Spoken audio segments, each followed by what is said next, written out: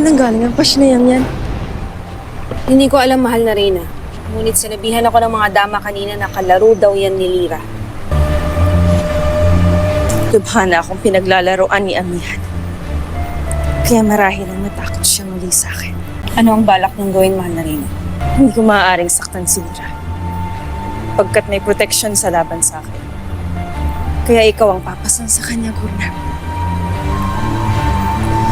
Paslangin mo na siya. Upang hindi ako tuluyang magpagtawanan ni Amihan. Ngunit, mahal na Reyna, huwag kayong magpadalos-dalos sa inyong pasya.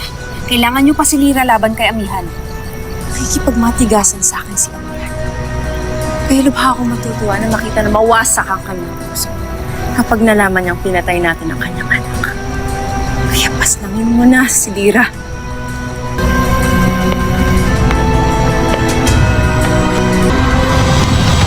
Pala. Wag! Ades. Buhay ka? Anong nangyayari?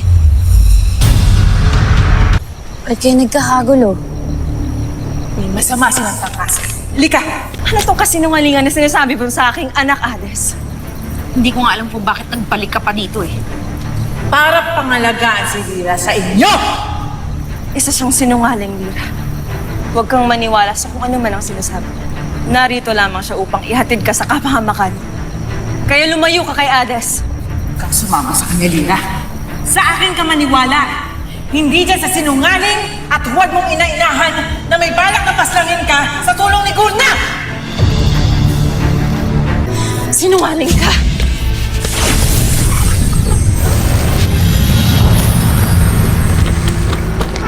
Shneya! Tama lang. Para hindi siya makabalik dito at lasunin ang iyong isip, anak. Anak,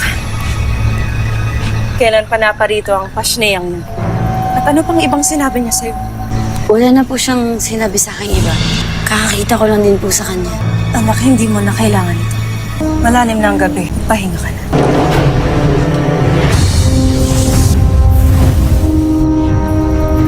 Itutuloy ko pa rin ba ang utos mo? Paslangin pa rin ba natin ang anak ni Amihan? Ngayon pa ba natin hindi gagawin, Gurna? Kayo maging si Ades ay nagbalik na upang pangalagaan siya. Anong laban natin sa mga Iftre na galing Devas?